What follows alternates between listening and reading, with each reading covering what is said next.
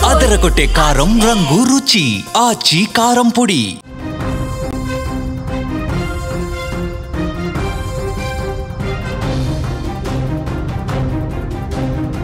జమ్మూ కాశ్మీర్లోని శ్రీనగర్ పరిధిలో అత్యంత ఘోరమైన విషాద ఘటన. శాంతి భద్రతల రక్షణకే కేంద్రంగా ఉండే పోలీస్ స్టేషన్లోనే దుర్ఘటన జరగటం కలకలం రేపుతోంది. ఉగ్రవాదుల నుంచి స్వాధీనం చేసుకున్న భారీ పేలుడు పదార్థాలు పోలీస్ స్టేషన్లోనే ఒక్కసారిగా పేలిపోయాయి.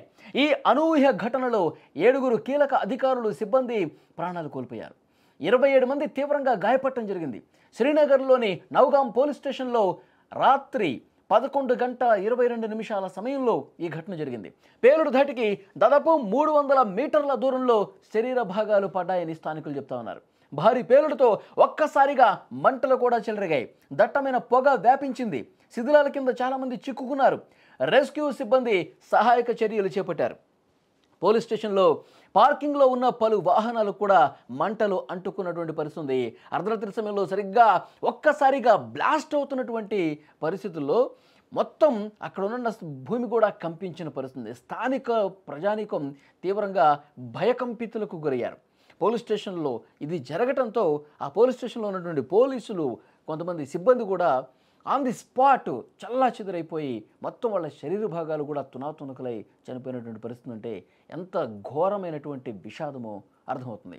హర్యానా, జమ్మూ కాశ్మీర్ పోలీసులు ఇటీవల సంయుక్తంగా ఒక ఆపరేషన్ చేశారు. అందులో భాగంగా ఫరీదాబాద్లోని ఓ ఇంట్లో సోదాలు నిర్వహించినప్పుడు అక్కడ 360 కిలోల పేలుడు పదార్థాలతో పాటు పలు ఆయుధాలు కూడా స్వాధీనం చేసుకుని నౌగం పోలీస్ స్టేషన్లకి తీసుకొచ్చారు.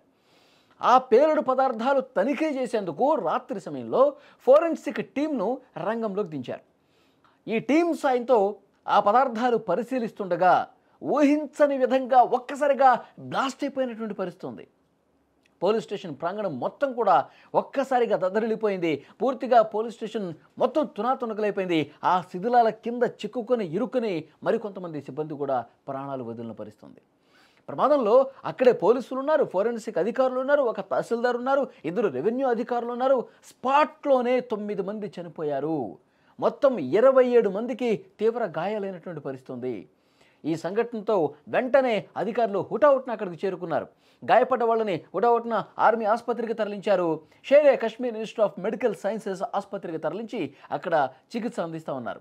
ఆసుపత్రి వర్గాల సమాచారం ప్రకారం గాయపడ్డ వారిలో 5 పరిస్థితి ఇంకా విషమంగానే ఉన్నట్లుగా సమాచారం వస్తుంది. మృతుల సంఖ్య మరింత పెరిగే అవకాశం ఉన్నట్టుగా సమాచారం వస్తుంది. చాలా ఘోరమైనటువంటి ఘటన. ఒక్కసారిగా ఈ పేలుడు జరగడంతో మొత్తం కూడా అగ్నికీలలు ఉవ్వెత్తున ఎగిసిపడ్డాయి. వెంటనే అక్కడ స్థానిక ప్రజలకు అంబులెన్స్లకు ఫోన్ చేశారు, ఇతర అధికారులకు ఫోన్ చేశారు. హుటాహుటిన అక్కడికి చేరుకునేసరికి మంటలు ఆర్పడానికి చాలా సమయం పట్టినటువంటి పరిస్థితి ఉంది.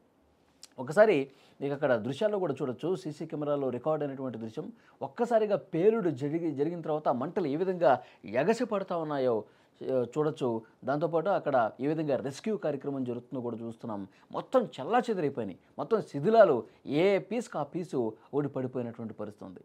స్పాట్లోనే 9 మంది చనిపోయారంటే ఎంత ఘోరంగా ఈ ఘటన జరిగిందనేది కూడా అర్థమవుతుంది.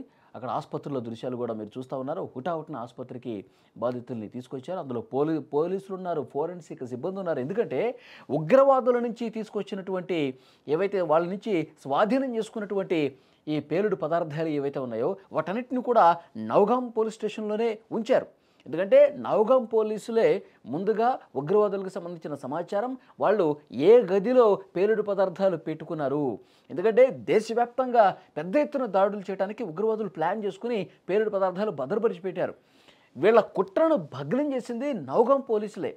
ఆ పోలీసులు ఇక్కడ ఈ రూమ్లో 360 కిలోల పేలుడు పదార్థాలు ఉన్నాయని తెలుసుకొని వెంటనే వాటిని సీజ్ చేసి ఆ పేలుడు పదార్థాలను కూడా పోలీస్ స్టేషన్కి తరలించారు.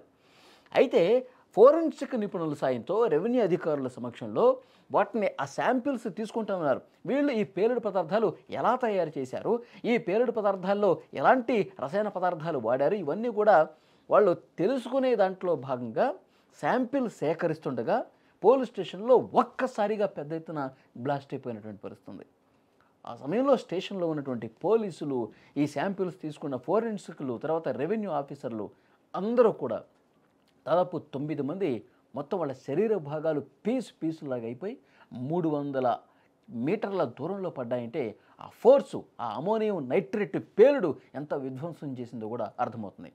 ఘటన జరిగిన వెంటనే ఉన్నతాధికారులు నౌగాం పోలీస్ స్టేషన్కు చేరుకున్నారు. ఆ ప్రాంతం మొత్తాన్ని కూడా తమ ఆధీనంలో తీసుకున్నారు. పరిస్థితిని అదుపులోకి తీసుకొచ్చేందుకు అన్ని రకాల చర్యలు చేపడుతున్నారు. అసలు పేలుడు పదార్థాలు ఎలా పేలాయి, దీని వెనకాల ఇంకా ఏమైనా కుట్ర ఉందా అన్న కోణంలో కూడా పోలీసులు దర్యాప్తు చేస్తున్నారు.